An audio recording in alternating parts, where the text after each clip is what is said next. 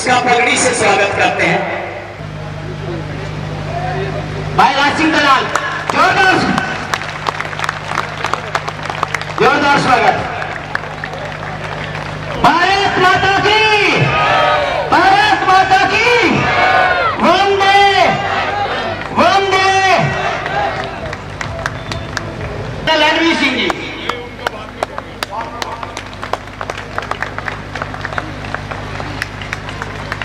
भारत माता की, भारत माता की, भारत माता की। हरियाणा के लोग अन्ना जी को कितना प्यार करते हैं। अन्ना जी को हरियाणा का प्यार देखकर जो मन में आया उससे ज्यादा सत्य का पता चला। लोगों ने कहा कि जब अन्ना का अनशन रामलीला मैदान में चल रहा था तो हरियाणा के हर जगह के लोगों ने बताया, कहीं 5, कहीं 10, कहीं 50। हम सब लोग वहां गए थे रामलीला मैदान में। कुछ लोगों ने कहा कि हमने खाने की व्यवस्था में हिस्सा बटाया, कुछ ने कहा हमने सुरक्षा में, और बहुतों ने कहा कि हम वहां पर अनशन पर बैठे। लेकिन उससे ज्यादा लोगों ने कहा कि हम अपने यहाँ अनशन पर बैठ गए, जहाँ थे वहीं अनशन पर बैठ गए। इसके लिए हरियाणा के लोगों, आप सबको बहुत बहुत धन्यवाद। जनतंत्र मोर्चा, आपको अगर अपनी किसी भी विषय पर राय देनी है, अन्ना को सीधे जनतंत्र मोर्चा @gmail.com के ऊपर आप मेल कीजिए। अन्ना उस मेल को देखेंगे, समझेंगे, आपसे बातचीत करेंगे, जवाब देंगे। जनतंत्र मोर्चा किसी एक कौम की बपौती नहीं है।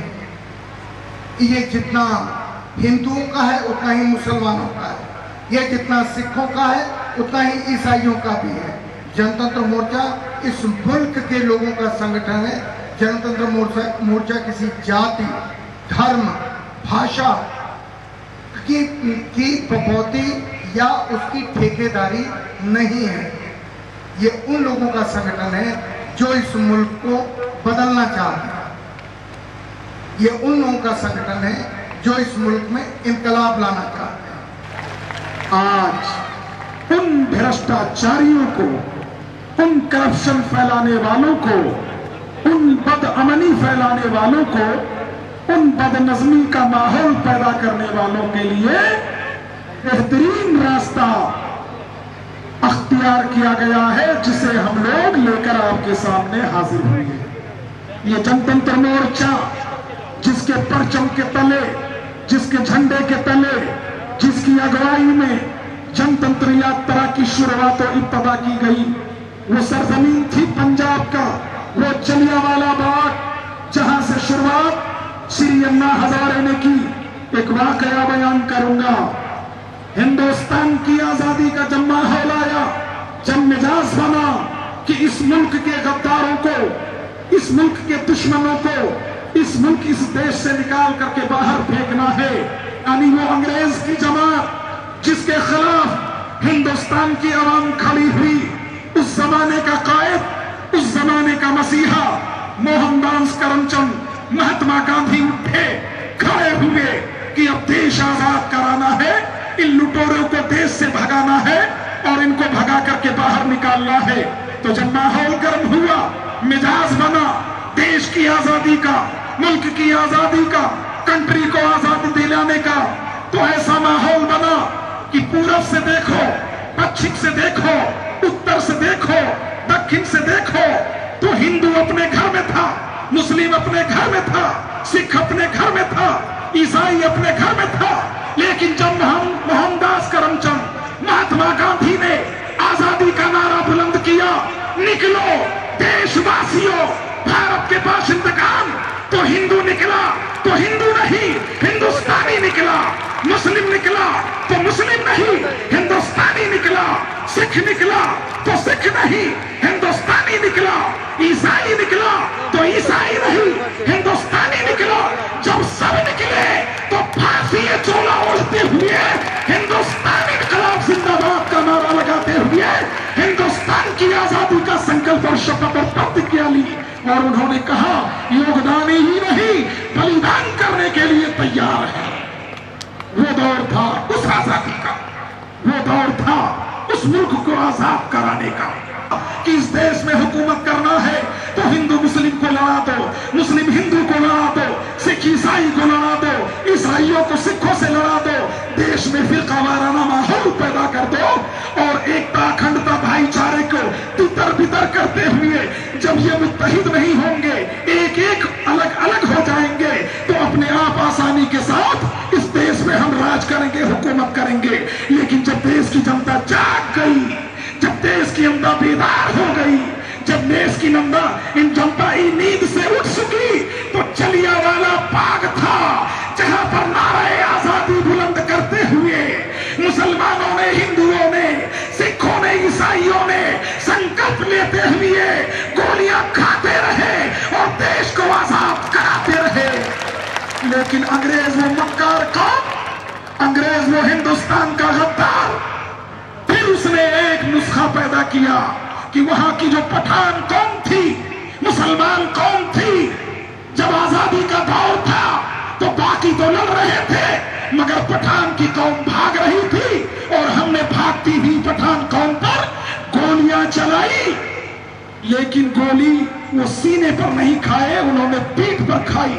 कसम है उस रब्बे कदीर की, हिंदुस्तान का मुसलमान देश के लिए सर कटा सकता है, देश के नाम पर सर नहीं झुका सकता है।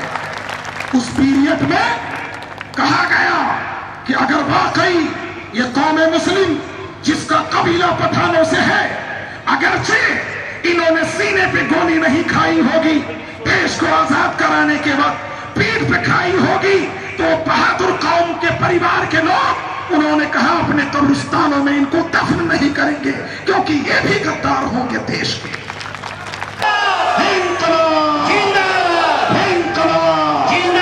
हिंदुस्तान, अन्ना हजारे का मिशन।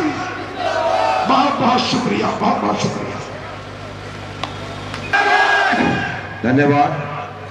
माननीय जिसका काम है जनता को जोड़ना, जनता को इकट्ठा करना, जनता को प्रेरित करना कि वो अपनी ताकत और अपने हक को पहचान सके।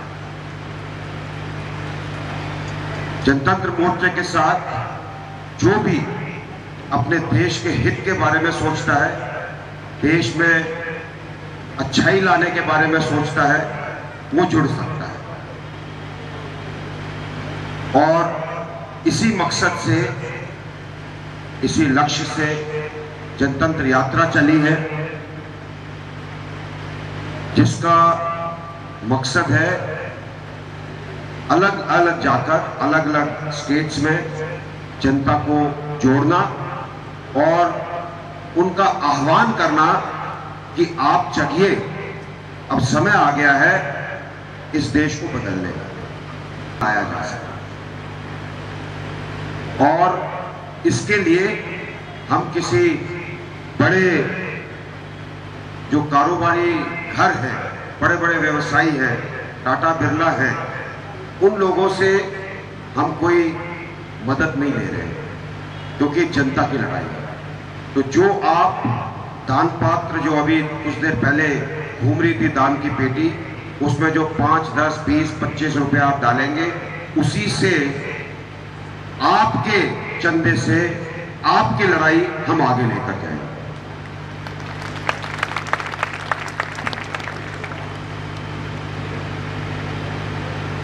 हमारा कोई राजनीतिक संगठन नहीं है, हमारा जनता का संगठन है।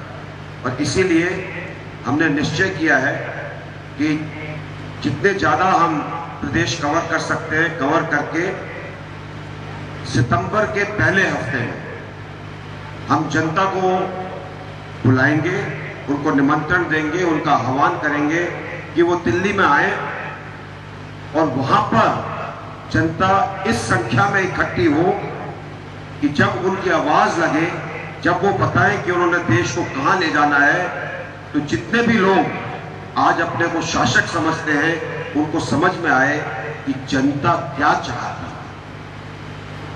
तो मैं आपसे जानना चाहूंगा कि सोनीपत के लोग, मुझे तो पूरी आशा है पूरी अपेक्षा है, पूरा विश्वास है, पूरी उम्मीद है कि यहाँ के लोग वहाँ इतनी नफरी में पहुंचेंगे कि सब अलग दिखाई देंगे। मैं सही हूं या नहीं?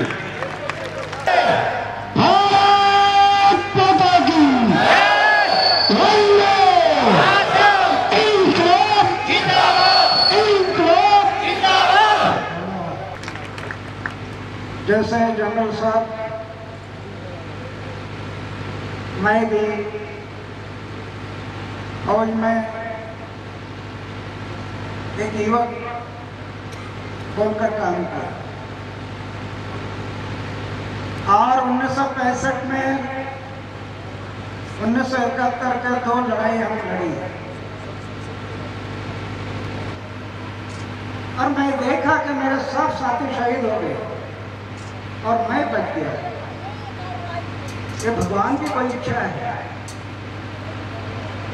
उसी टाइम पर मैं अपने जीवन में निश्चय किया 1965 कि मेरे साथी जो शहीद हो गए मैं भी शहीद हुआ, अभी है मेरा पुनर्जन्म।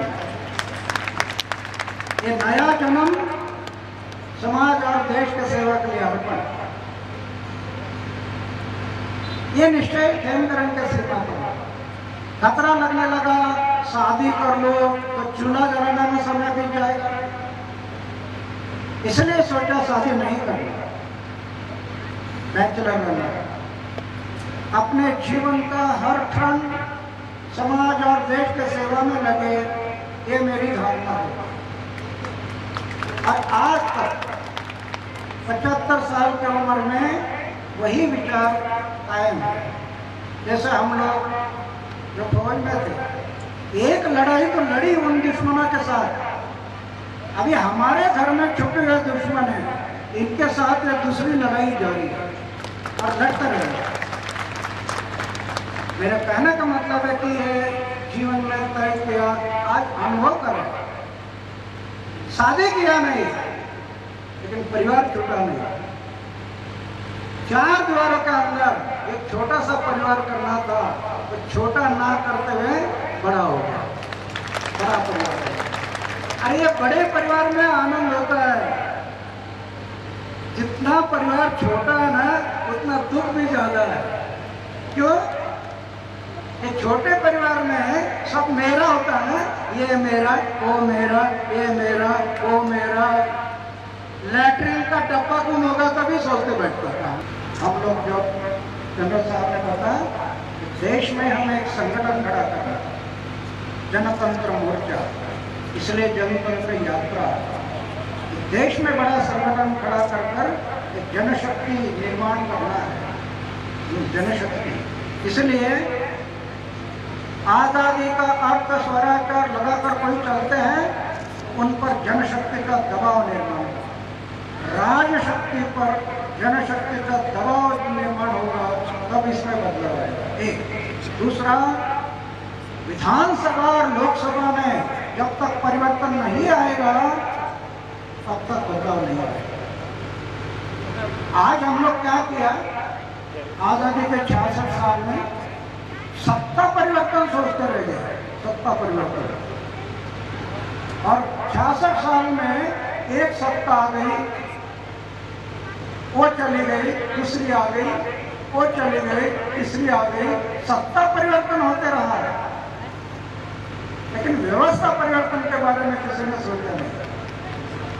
और सत्ता परिवर्तन में क्या हुआ, एक सत्ता में जो लोग बैठे उन्होंने भ्रष्टाचार में ग्रेजुएशन किया और दूसरे आने वालों ने डॉक्टरेट पाई। क्या हुआ सत्ता परिवर्तन? सत्ता परिवर्तन से कुछ नहीं हुआ, व्यवस्था परिवर्तन बहुत जरूरी है। व्यवस्था और वोट में जाने के लिए कितना क्या क्या करना पड़ता है। 6 घर गए, ये आसानी से नहीं गए, कितनी लड़ाई लड़नी होगी, लड़नी पड़ी होगी। अरे कई बार तो मुझे जेल में डाल दिया इन लोगों ने, जेल में। मैं बोला डालो, सवेरे नाश्ता का 2 टाइम का खाना उधर में मिलता है, क्या जेल में जाने को डर? जेल में जाना ये तो हमारा अलंकार है।